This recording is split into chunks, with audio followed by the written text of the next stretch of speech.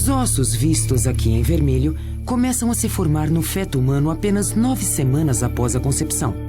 Eles crescem em torno de uma moldura macia de cartilagem que mais tarde se dissolve.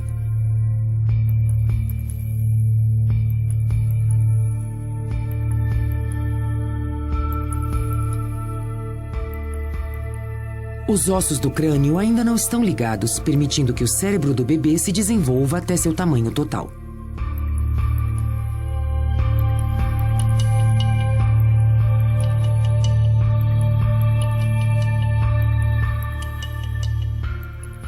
O esqueleto humano é formado por 206 ossos, menos nos casos das raras pessoas que têm um par de costelas a mais ou 12 dedos nas mãos ou nos pés. Nós nascemos com 350 ossos, mas muitos deles se fundem durante a infância. Isso nos deixa com menos ossos, porém mais fortes para a nossa vida adulta.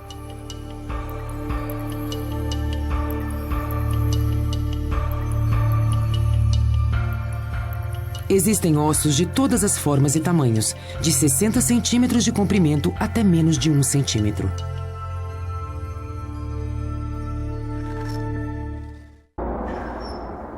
Nosso esqueleto pesa menos de 14 quilos. Ele representa menos de 20% do nosso peso corporal. A forma de cada osso é idealmente adequada para desempenhar uma função específica. As omoplatas não são presas à caixa torácica.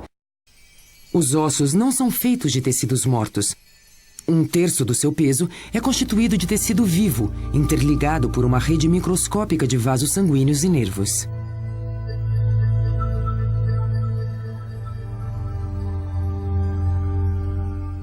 O núcleo de alguns ossos está preenchido pela medula, que fabrica células sanguíneas. Esta microscópica arquitetura está presente dentro de muitos de nossos ossos. Sua estrutura aberta combina resistência e leveza.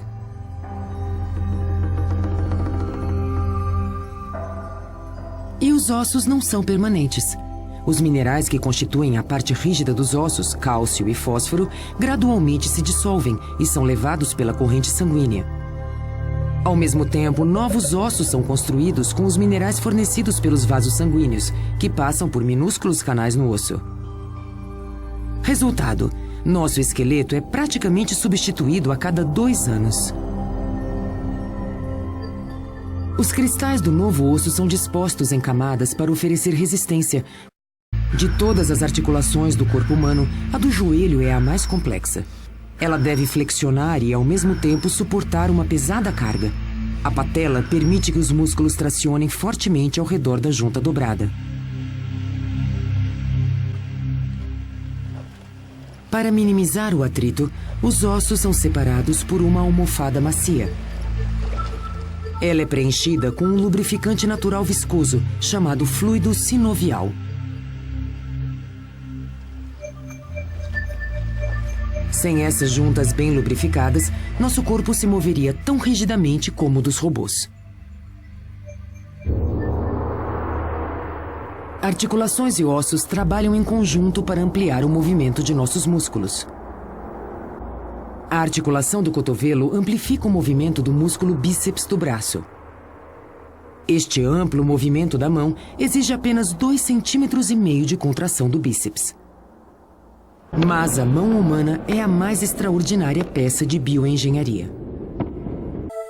Os frágeis ossos dos dedos são projetados para trabalhos delicados, não para a força, e as articulações são igualmente delicadas. Em contrapartida, a robusta espinha dorsal sustenta todo o peso da parte superior do corpo. Ela também é uma blindagem para a medula espinhal, a superestrada de nervos que transmitem mensagens do cérebro para o resto do corpo. «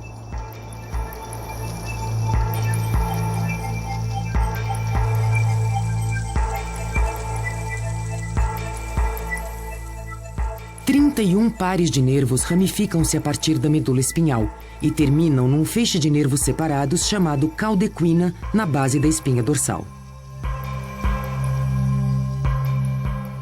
A parte final da espinha dorsal, o cóccix, não contém nervos.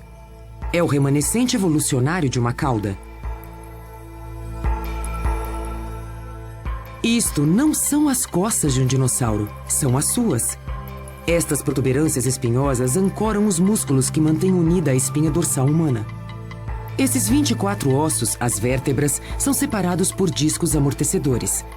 O peso de nosso corpo comprime os discos quando estamos de pé, de modo que perdemos uma fração de centímetro de altura durante o dia, mas a recuperamos durante o sono. Nossa ossatura é sustentada pelas pernas. Elas contêm os ossos mais fortes do corpo, capazes de suportar até 1 tonelada de peso. Os ossos dos pés são reproduções exatas dos ossos das mãos, mas adequados a diferentes finalidades. Dedos curtos oferecem um efeito de mola, e ossos arqueados espalham o peso do corpo, que é recebido pelo osso compacto do calcanhar. Enquanto que outros tipos de máquinas se desgastam gradualmente, todos temos o mesmo número de células musculares. Este número é definido antes de nascermos. Os músculos são compostos em grande parte por proteínas. Gerar 18 kg de força por centímetro quadrado. Se todos os músculos do corpo humano pudessem se contrair ao mesmo tempo, poderiam erguer um peso de 25 toneladas. Além dos músculos que podemos controlar conscientemente, o corpo possui outros 2 tipos. O músculo do coração é uma classe à parte. Tem estrutura similar à dos músculos voluntários, mas não responde a comandos conscientes. Músculos lisos revestem os intestinos e os vasos sanguíneos. Eles também estão fora de nosso controle consciente. O trabalho de todos esses músculos é controlado pelo sistema nervoso, que envia sinais elétricos pela medula espinhal e através de nervos individuais até os músculos. O músculo é composto por milhares ou mesmo milhões de minúsculas células musculares. Cada célula é tão fina quanto um fio de cabelo e tem até 5 centímetros de comprimento. O nervo envia um impulso elétrico à superfície da célula. O impulso faz com que minúsculas fibras no interior da célula se contraiam ritmadamente.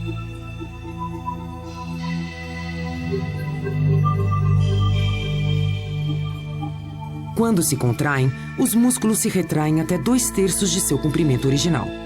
O músculo termina em tendões firmemente presos aos ossos. A força de um músculo provém da atração química entre diferentes proteínas dentro da fibra microscópica.